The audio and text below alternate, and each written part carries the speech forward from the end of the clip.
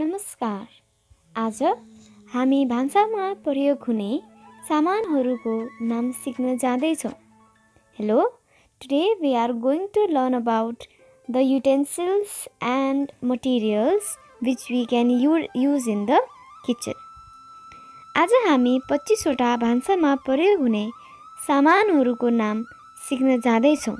Today we will be learning about 25 materials which we can use in the kitchen. Number 1 is tea strainer. चिया छान्ने। यो तपाईहरु सबैले भान्सामा चिया छान्नको लागि प्रयोग गर्नुहुन्छ। It is a type of strainer that is placed over or in a teacup to catch loose tea leaves. Number 2 is frying pan. It is a pan which is used for frying, searing and browning food. यो प्यानमा हामीहरूले तरकारी र अरु खानेकुराहरू भुट्नको लागि प्रयोग गर्छौं। त्यसपछि किचन चिम्नी। किचन चिम्नी यसलाई हामीहरूले नेपालीमा धुवा जाने ढुङ्ग्रो पनि भनिन्छ। यसलाई भान्सामा पकाउँदै गरेको धुवा फाल्नको लागि पनि प्रयोग गरिन्छ। It is a contraption which reduces smoke, moisture and grease-filled air. Next is microwave oven. We can cook delicious cake and we can heat different foods in this device. Next is rice cooker. Rice cooker. We use rice cooker for cooking rice. हामीहरूले बिजुलीमा भात पकाउनको लागि यो rice cooker use गर्छौं। यो हामी सबै नेपालीहरूले पनि प्रयोग गरेको हुन्छौं। Number 6 is casserole. Casserole मा हामीहरूले पकाइसकेको खानेकुराहरू तातो राख्नको लागि युज गरिन्छ। We use this device for keeping the food warm. Next is kitchen rack. Yes, it is very useful. Number 8 is apron.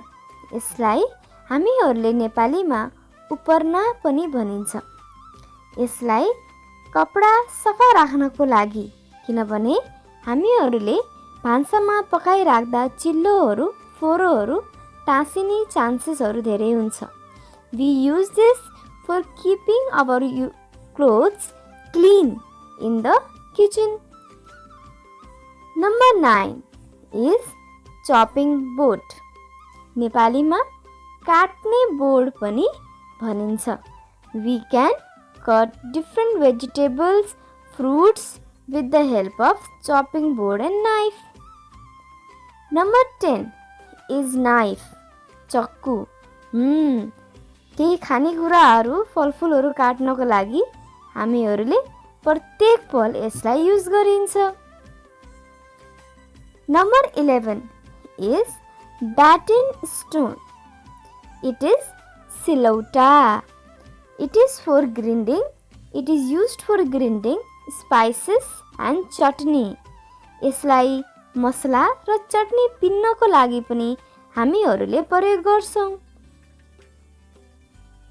Number 12 is peeler. कटारी।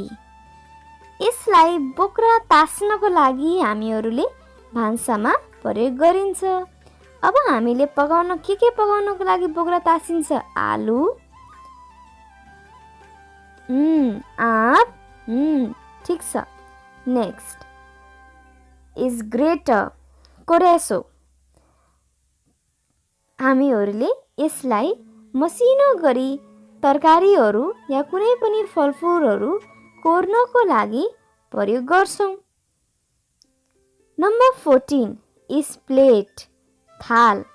यसमा हामीहरूले खानेकुरा राखेर खान्छौं। Number 15 is funnel. Soli.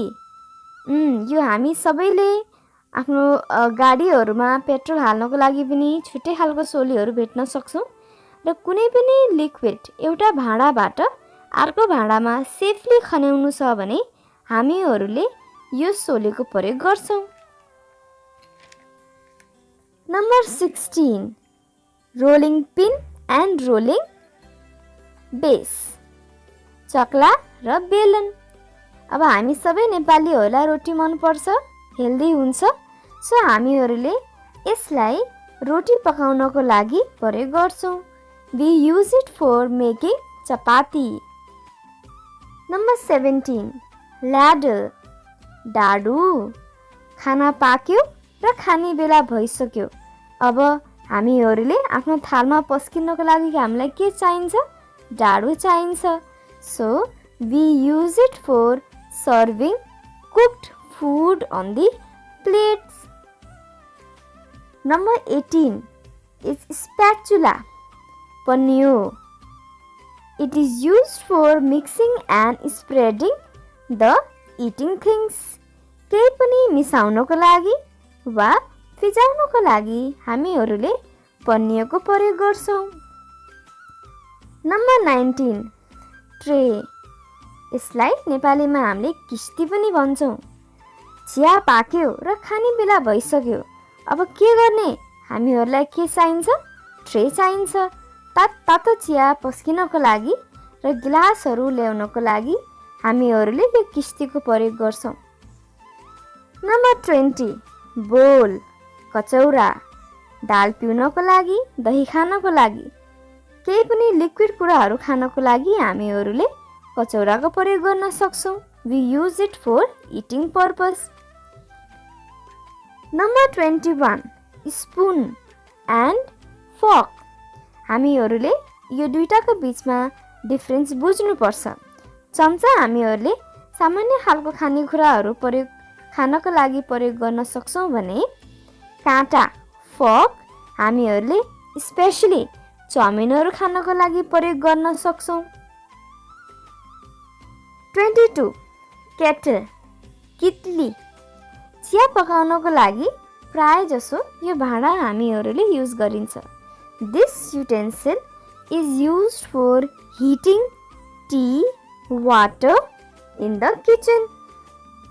Number 23 cup, प्याला पनि भनिन्छ नेपालीमा।